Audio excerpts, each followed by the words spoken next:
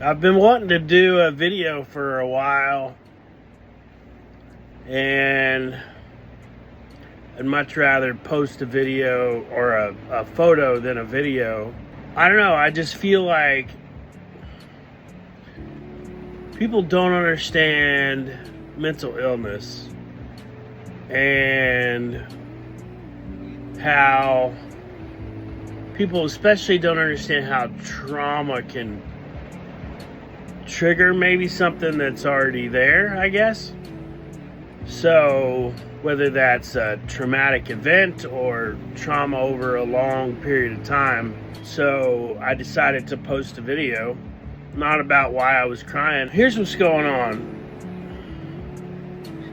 Several weeks ago, my domain sold, my website, and it's a domain that I got when I tried to start this company that didn't work out.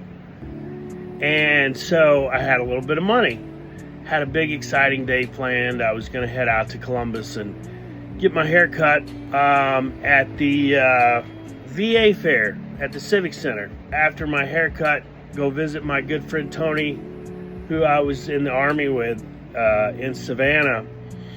He's in Alexander City, Alabama, at a VA facility there. He's had a bunch of strokes, and so I was gonna go see him, and we were gonna go to the lake out there and get some ice cream and have some Chick-fil-A. And I haven't seen him since probably like fall of last year, early fall. So I was really excited. And 4 miles down the road, the radiator went out on the truck, which I've experienced before. I've had old trucks before.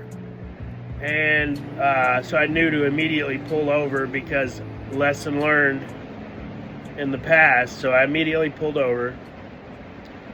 But of course, I mean, fortunately the money came right in time. I did find a place nearby who did towing and also vehicle work. And it was crazy because I found the place because I called an auto parts store in Toppleton, and they recommended this guy. And then while I was on the phone with him, Mr. Carter is his name. While I was on the phone with Mr. Carter, another guy pulled over to check on me.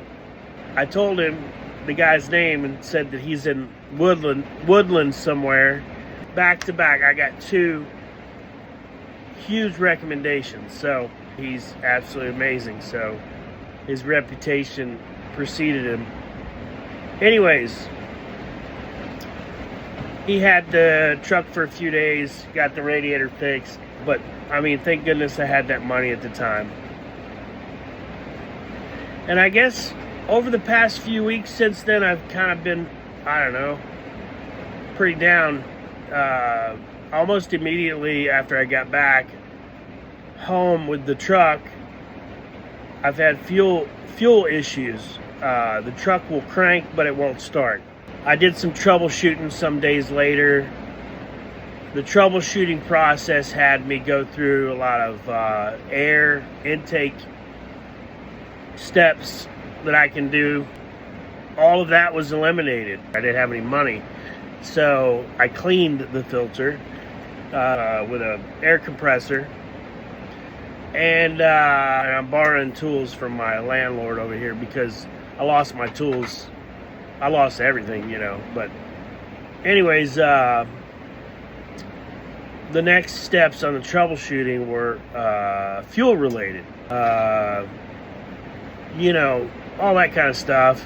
It depends on the vehicle, but usually you can hear the fuel pump turn on. You'll hear a little whine for just a few seconds, especially in older vehicles. I couldn't hear that because when I turn it on, you know, because I'm trying to listen out for the fuel pump. So I go with the next step. The pump sits on top of it on an opening. Got some money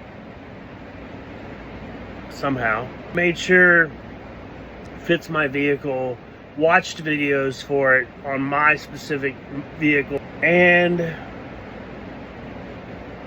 in the meantime, I've got it's called a C&P exam with the VA for a claim for my left knee from a Humvee accident when I was in Korea.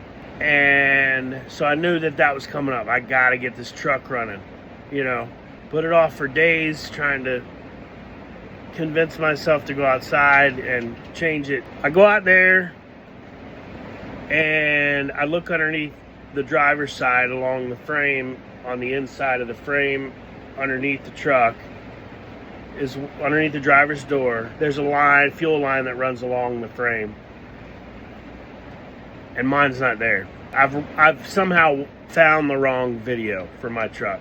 Sure enough, I watch another video and it shows that the fuel filter is under the hood, under the manifold, basically.